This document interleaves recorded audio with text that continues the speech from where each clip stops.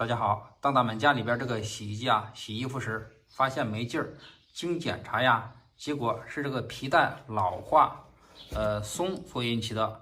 而且啊，我们手里边又没有合适的皮带，而且这个电机啊，你看它的调节量特别小，或者是说调节这个电机之后，这个带还是松，那么怎么解决呢？今天给大家分享一个实用的小妙招，我们不需要更换皮带就能解决这个皮带松的问题。好，接下来大家跟我一起来看。你比如这台洗衣机，它就是这个问题，手里没有合适的皮带，而且这个皮带呀也没法紧。给大家看一下，你看这个皮带，我用手按着这个皮带轮，你看我转这个电机这个皮带轮，你看是不是轻松的转动，非常的松。那如何解决呢？其实啊，方法非常的简单，大家看一下，我们就用这个东西，就可以轻松解决这个皮带老化、松弛异响的问题。首先，我们把这台洗衣机通上电，给它让它转起来，插上电源插头，打开这个开关，我们用这个就可以了。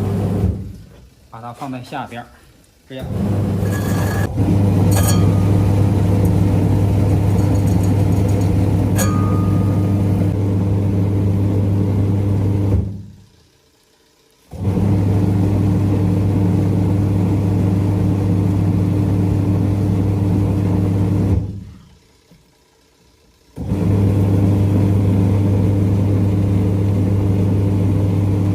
好，现在就差不多了。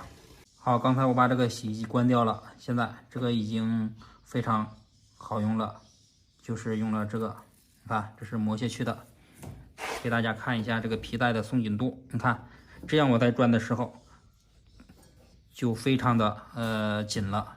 这个呢就是咱们常见的这种皮带油，你看是不是？